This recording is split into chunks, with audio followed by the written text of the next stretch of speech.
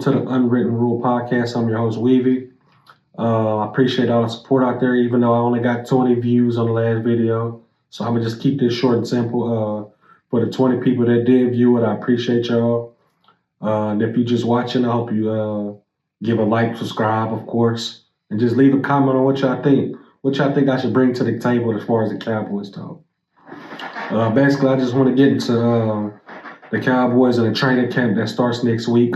Earlier, I was just thinking to myself, what would the Cowboys look like without CeeDee Lamb or Brandon Cooks? Like, what if they were to get hurt? God forbid. But what would they look like if one of those two players got hurt? I'm not saying both, I'm saying one of the two. Now, if those two players or one of those two players got hurt, we're talking about a situation where we have no depth at receiver. You got Brooks. You got Kavontae Turpin, but that's just not going to be good enough. You got Jalen Tolbert, who I think will do better than what Michael Gallup gave us last year. Despite Michael Gallup coming off an ACL injury, he just was never able to shake back. But we still got questions on the whole line. We don't know who our starting center is. Y'all talking about Tyler Beebe is going to be the starting center, and Tyler Guyton is going to be the starting left tackle. To play in the NFL, you have to prove yourself.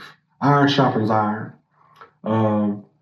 Fortunately, Tyler Beebe, he doesn't have any competition to go against as far as D tackle. He'll be facing Mozzie Smith. Now, as far as Tyler Guyton, he's going to be facing Michael Parsons over there on that left side. So, like I said, iron sharpens iron. I think he will be the starting left tackle come week one.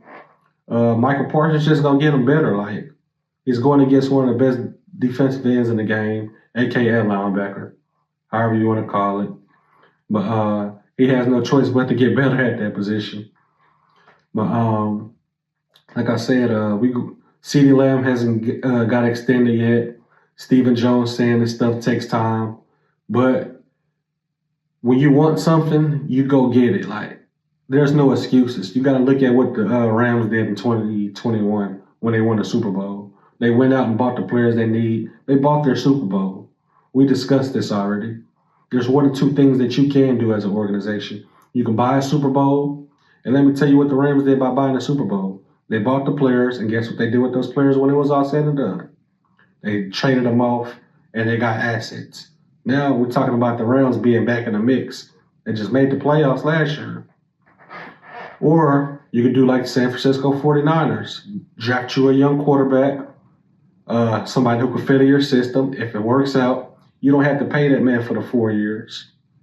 That means that you can spend this money elsewhere and go get the players, go get the team for them. This is why it's called a system quarterback. Go get you a system quarterback, somebody that just doesn't make mistakes. Install a good game plan for them, and you can do it like that.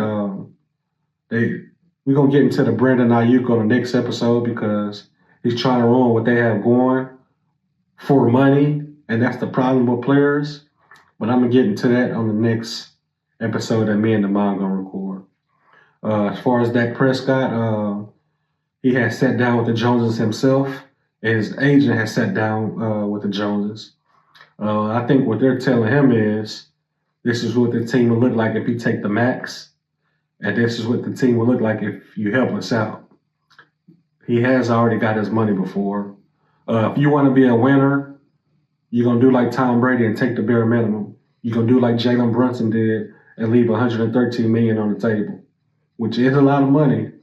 But I think it's going to pay off for him because you can go get whoever you want to get to go help the team and be successful. Like, these players is money hungry, man. And at the end of the day, if you're a true winner, you're going to do whatever you can to not only stay with the team, but help that team win. You're going to do whatever, no matter what. And I'm hearing Trey Lance has been putting in the work.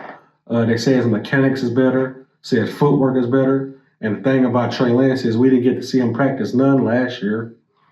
He was QB3, so by the league rules, he couldn't have been QB2. They would have literally had to do extra to put Trey Lance at QB2. Cooper Rush would have had to get hurt for him to even get into the game. But we finally get to see Trey Lance practice and see the hard work that they say he's been putting in.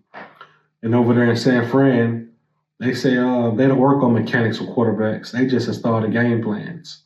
So basically what he's saying is you got to go put the work in yourself. And that's something Trey Lance probably didn't do while he was in San Fran. It's probably why it didn't work out for him. But they say now he's putting in the work. So we're going to see how that goes. And if I'm the Cowboys, I'm going to let Trey Lance play every half, not just the first quarter, but play every half of every preseason game and see how he does in this system. And that's just how I'm operate, man. Like I said, make sure you leave a like, subscribe, and comment. Let me know what y'all think. Let me know what y'all want to bring to the table. Football season is here, man. It's here. Training camp starts next week. More news will be developing. We're going to see how this goes, man. Appreciate y'all.